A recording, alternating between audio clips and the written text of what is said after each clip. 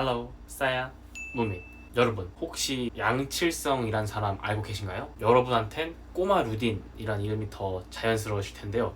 맞습니다. 인도네시아의 독립을 위해서 싸운 독립 영웅입니다. 아시다시피 그는 인도네시아의 독립을 위해서 목숨을 바쳤는데요. 한국인으로서 참 자랑스럽습니다. 하지만 한국에서 그를 아는 사람은 드문데요. 부끄럽게도 저 또한 그에 대해서 잘 몰랐습니다. 그러던 도중 한 인도네시아 분이 댓글을 통해서 저에게 알려주셨는데요. 흥미가 생겨서 바로 찾아봤습니다. 그러던 도중에 이 사람에 대해서 좀 더 많은 사람이 알았으면 좋겠다 하는 바람에 이렇게 유튜브를 만들게 되었습니다. 인도네시아의 독립을 이끌었던 독립 영웅이 왜 한국에서는 유명하지 않은, 그리고 그의 생애 업적, 어떻게 살아왔는지에 대해서 제가 한번 설명해 드리도록 하겠습니다.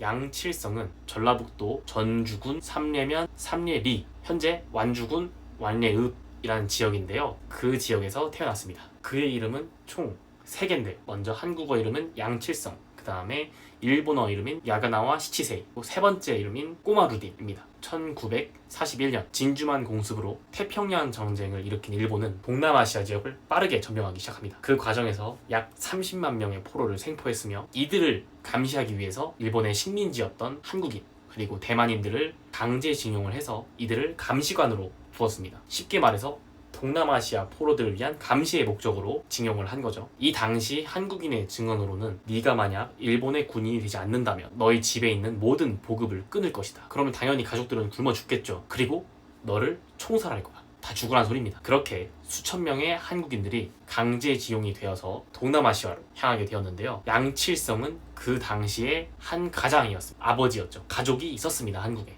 하지만 그렇게 그는 끌려가게 됩니다. 여담으로 양칠성의 한국에 계시는 어머니는 양칠성이 떠났던 그 역에서 10년 동안 그를 기다렸는데요. 당시 자바섬에는 약 8만 명의 포로가 있었는데요. 일본은 그 포로들과 관리인조차도 인간처럼 대우를 해주지 않았다고 합니다. 당시 그 관리인에는 일본인은 없었고 한국인과 대만인으로 주로 구성이 되어 있다고 하는데요. 여튼 이렇게 관리를 하고 있는 와중에 미국에 의해서 항복을 외친 일본, 그리고 그로 인해서 독립을 할 수 있었던 인도네시아였지만, 일본이 퇴각함과 동시에 다시 자바에 상륙한 네덜란드는 퇴각하던 일본의 무기들을 모두 회수하고 다시 재점령을 하려고 했었어요. 그리고 1945년 8월 17일 인도네시아 초대 대통령인 수카르노는 독립을 선언하고, 그럼에도 불구하고 물러나지 않는 네덜란드에게 독립전쟁을 선포하게 됩니다. 당시 네덜란드는 인도네시아에 있던 포로 감시원들을 전쟁 범죄자로 생포하게 됩니다.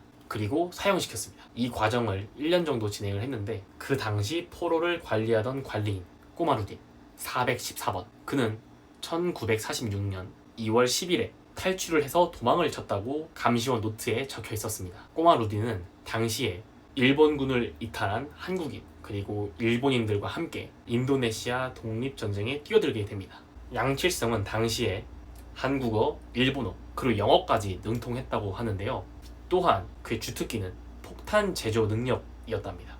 당시에 인도네시아 사람들은 그의 이름을 발음하기가 어려워서 꼬마루딘이라는 이름을 지어줬는데요. 그 뜻은 인도네시아를 비추는 달이라고 합니다. 그는 팡에란 파팍이라는 부대에서 활동을 했으며, 다리를 부수고 철도 다리를 부수고 무기고를 폭파시키는 등 게릴라전을 통해서 여러 공신을 만들었으며, 그로 인해서 네덜란드의 추격 1순위가 되고 맙니다. 자, 그렇다면 왜 양칠성은 왜 인도네시아의 편에서 싸웠을까요? 그에겐 인도네시아의 가족이 있었습니다. 인도네시아에서 게릴라전으로 전쟁을 치룰 때 양칠성에게는 사랑하는 여인이 있었는데요. 그는 와이프를 너무도 사랑했다고 합니다. 둘 사이에는 자식도 있었는데, 이 양칠성은 그의 아내랑 자식을 너무도 사랑한 나머지 게릴라전을 펼치는 급박한 상황인 와중에도 아들과 와이프와 함께 움직였다고 해요. 또한 그는 처형된 이후에 메라푸띠로 그의 관을 덮어달라고 했다고 합니다. 그는 인도네시아를 사랑했고 그들의 독립을 위해서 목숨까지 바쳐서 싸웠습니다. 그리고 사형 전 꼬마루딘 양칠성은 메르데카라는 말을 남긴 채 사형을 당하게 됩니다. 인도네시아의 독립을 이끈 한국인 영웅. 하지만 그는 일본인으로 취급을 받았고 일본 정부 또한 당시에 그것을 인정했습니다. 그렇기 때문에 그의 죽음을 그의 유족, 가족들에게 알리지 않았어요. 연락 또한 하지 않았습니다. 당시 인도네시아의 독립 영웅 장례식 날에 일본 영웅들의 가족들은 그곳으로 찾아왔지만 꼬마 루딘의 장례식에는 아무도 오지 않았습니다. 그리고 일본 이름이라고 하기엔 너무나도 어색하고 이상하다고 느낀 한 일본인의 교수 우스미 아이코 교수는 진실을 알게 됩니다. 그리고 46년 뒤에 마침내 그는 일본 이름에서 한국 이름으로 바꾸고 그의 묘를 한국으로 안치시키게 됩니다. 자, 그럼 왜 몇몇의 한국인들은 그를 좋아하지 않는 걸까요? 먼저 그들의 주장에 따르면 꼬마 루디는 처형 직전에 일본 국가인 기미가요를 부르고 총성이 울리기 직전 천황폐하 만세라는 말을 외쳤다고 합니다. 또한 당시에 감시원으로 함께 근무했던 동료의 증언으로 일본을 너무나도 따랐으며 별명이 일본의 개다 라는 증언을 남겼습니다. 그로 인해 일본 상사의 말을 들어서 탈출을 하고 그 이후에 인도네시아의 독립을 위해 싸웠다 라는 주장을 했습니다. 이 부분만 보면 한국인의 시선에서는 좋지 않게 느껴질 수 있습니다. 그러나 다른 기록에서는 독립, 자유를 의미하는 인도네시아어인 메르데카를 외쳤다는 말이 있습니다. 처형 직전에 수감되었던 찌삐낭 형무소에 그와 함께 지냈던 동료의 말에 따르면 머리와 수염이 산발된 양칠성의 모습은 마치 귀신과 같았다 라고 할 정도로 그의 컨디션은 매우 좋지 못했습니다. 따라서 그런 양칠성이 처형 직전에 기미가요를 부르고 천황폐하 만세를 외쳤다?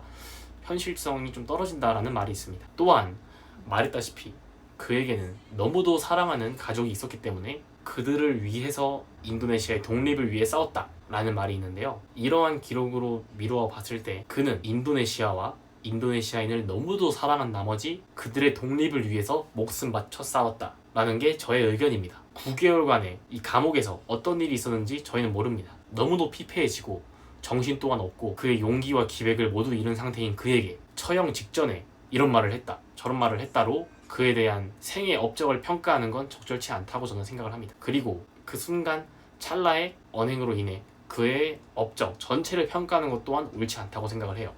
이 말이 사실이든 거짓이든 이보다 중요한 건 인도네시아의 독립을 위해서 목숨을 바쳐서 싸웠다. 이 사실이 저는 중요하다고 생각을 합니다. 그는 인도네시아의 독립을 위해서 목숨을 바쳤고 이는 단순히 네덜란드군에 의해서 사형이 당하기 싫어서 도망을 친 후에 그 길을 따랐다. 오히려 저는 그렇게 보기 더 어렵다고 저는 생각을 합니다.